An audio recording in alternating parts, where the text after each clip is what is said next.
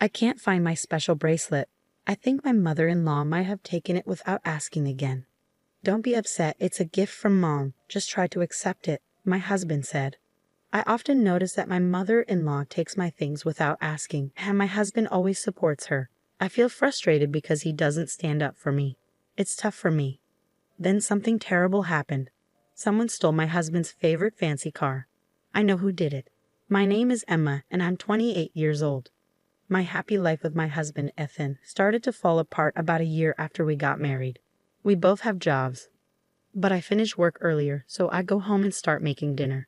That day, while waiting for my husband to come home, he surprised me with some big news. Mom's coming to stay with us from next week onwards.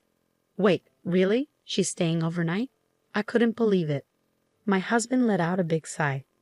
No, she's not just staying overnight. She's moving in. Moving in? Like living with us? I asked, trying to understand. Yeah, exactly. Since Dad passed away, Mom's been on her own. She's getting older, and it's tough for her, my husband explained. Wait a minute. You can't just decide this without talking to me. We have our own lives too. Can't you give me some time to think about it? I pleaded. But my husband just smiled and shrugged it off. It's okay. Mom wants to feel safe. She just wants to stay with us. I understand she might feel lonely and scared, but you made this big decision without asking me. Couldn't you have at least talked to me about it? Why do I have to tell you everything? She's my mom, he argued back. That's exactly it. She's your mom, not mine. I have to change everything because of this. What are you so upset about anyway? It's decided. Just deal with it. I argued back. Wait. I called out, but my husband ignored me and left the room, leaving me feeling frustrated. How could he decide we're all going to live together without even talking to me about it? I still have to adjust, no matter what. Ethan doesn't help out around the house and acts like it's no big deal because she's his mom. We've tried talking about it, but he just says, it's done, and shuts down the conversation.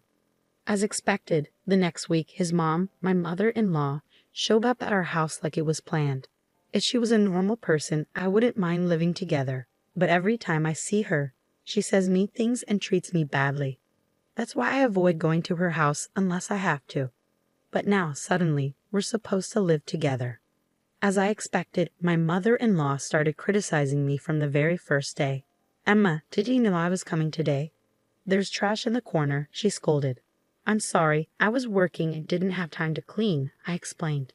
Excuses. Couldn't you have cleaned up after work? But then I wouldn't have time to make dinner. Oh, come on. Stop arguing back. How do you even handle being Ethan's wife? Be more efficient. I'm sorry, I stuttered. Just 10 minutes in our house, and it's already like this. I'm really worried about what's going to happen next. From that day on, my mother-in-law's controlling behavior got worse, and it stressed me out constantly. Then one day, I came home from work, and my mother-in-law greeted me with a big smile, saying, "Welcome home." I usually don't get such a warm welcome, so it felt strange. Then I noticed something shiny around her neck. Wait, is that my necklace? It looked just like mine. Feeling uneasy, I hurried to my room and checked my jewelry box. My suspicion was right. I went straight to the living room and confronted my mother-in-law, who was sitting there calmly. That necklace, it's mine, isn't it? I accused. Oh, you finally noticed. It looks good on me, doesn't it? She replied shamelessly. What are you talking about? Stop using my things without asking. What's the big deal? It's not like it's going to disappear or anything. But that's not the issue here. Stop complaining and get dinner ready. Ethan will be home soon. Even while I was getting dinner ready, my mother-in-law kept interfering, making me more and more stressed. That night, I couldn't take it anymore and decided to talk to my husband. Hey, Ethan, can we talk? What's on your mind? Today I found your mother wearing my necklace without asking.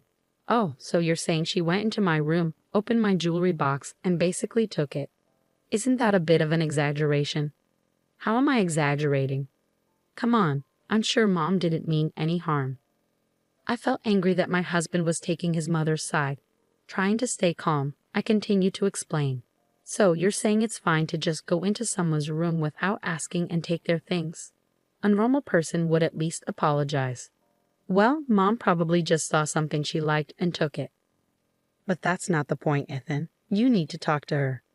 What? Me? Your mother disrespects me. Telling her off won't do anything, so you, her son, need to do it. Okay, fine. I'll handle it, all right. Despite my insistence, it seemed my husband forgot about it by the next day. I shot him a few angry looks, but he never confronted his mother. Since then, my mother-in-law started using my things without asking, basically borrowing them without permission. No matter how much I complained, she didn't listen. And since there are no locks on the doors in this house, telling her off would be pointless unless she changes her ways. If this keeps happening, I'll end up losing my belongings. I have to stop my mother-in-law's behavior. I need to come up with some sort of plan. Then, one day, something happened that I absolutely couldn't forgive. It's missing. How could this happen? Today, I had plans to meet up with a friend and wanted to wear my late mother's bracelet for the occasion.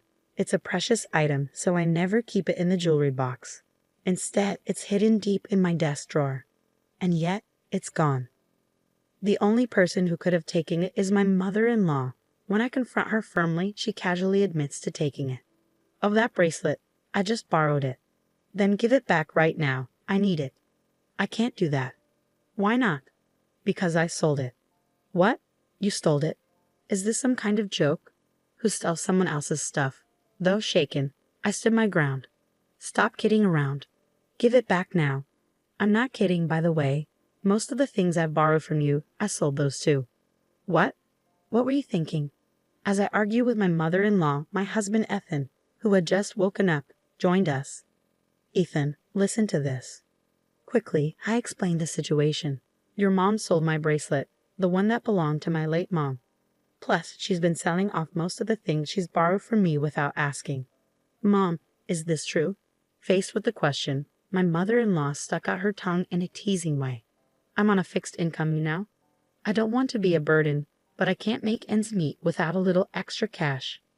You've got to be joking. Who gave you the right? Don't get so upset. I didn't mean any harm. If you meant no harm, you wouldn't be selling and taking other people's things. That's because, but I interrupted her. Where did you sell it? Get it back right now. Just then, my husband yelled, Enough is enough. He wasn't looking at his mom, though. He was glaring at me. Confused, I asked him, Why are you yelling at me, Ethan? Your mom took my bracelet without asking. Be quiet.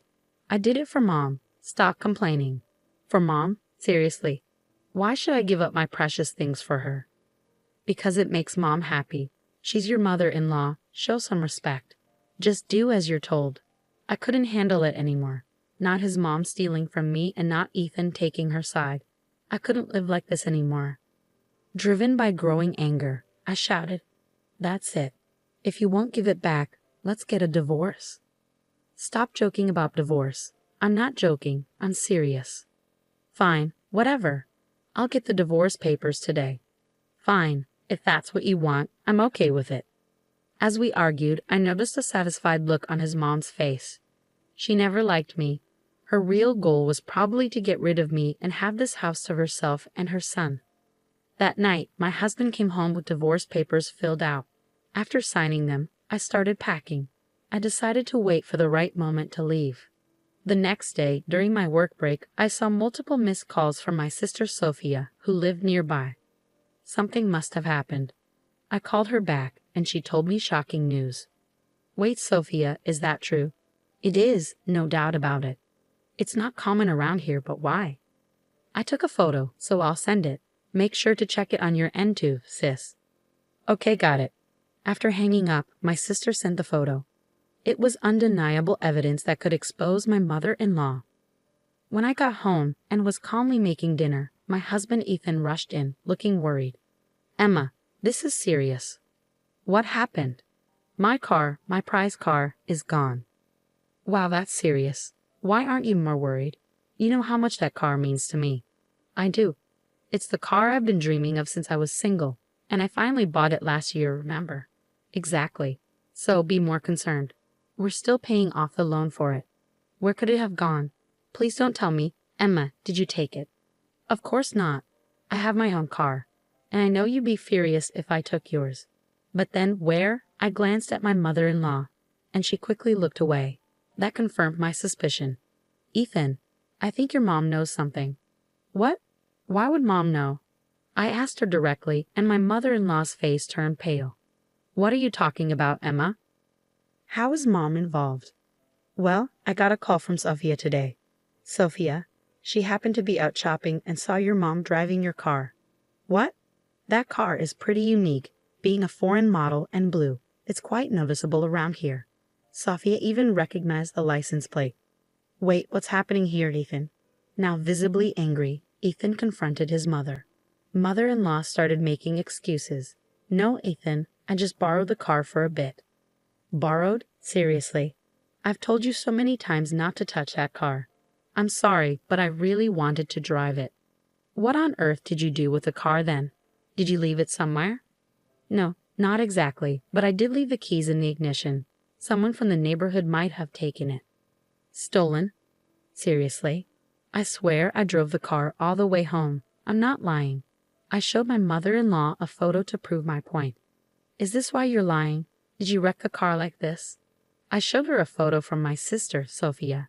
It clearly showed my mother-in-law driving a badly damaged luxury car. My sister sent this just in case. You took Ethan's car and wrecked it so badly that you couldn't drive it back, didn't you? No, that's not what happened. Where's the car anyway? And if someone stole it from the neighborhood, someone would have noticed, right? Well, my husband started shaking next to me, his voice full of anger as he yelled at his mother with a fierce look. Are you serious? You wrecked my car, and then what? Give it back now. Calm down, Ethan. How can I stay calm? You're paying for the repairs, got it? That's impossible. I've already sold the car. Sold it? That's not possible. The car is in my name. I found a dealer who said they'd buy any car. They said I could even sell it on behalf of someone else. So I sold it for $4,000. $4,000? The luxury car my husband bought would easily go for hundreds of thousands, even if sold now. My mother-in-law got tricked by some shady dealer who didn't know the car's value and got ripped off. When my husband found out, he was furious and yelled at his mom like never before. You've got to be kidding me. Do you realize how much that car meant to me? I'm sorry, Ethan. I'll give you back the $4,000, so please forgive me. $4,000 isn't even close to enough. Get out. My husband forcefully kicked his mother out and locked the door. He turned to me defeated and muttered, I never thought Mom could cause so much trouble. I'm sorry for not supporting you earlier. Finally, you understand. Don't worry, now that she's gone, I'm over it. Let's move forward happily together. No, we won't. What? Why not? I want a divorce. Instantly, his face turned pale, and he clung to me. Wait a second. I already kicked Mom out. Why divorce now? Don't you understand? I'm done with you two. My decision to divorce stands. I don't want to fix things anymore. You've taken your mom's side too many times. It's not fair. You're being too harsh. Harsh? That's rich coming from you. You didn't lift a finger when I needed support. You're so selfish. I hate you just as much as I hate your mother. My feelings won't change, Emma.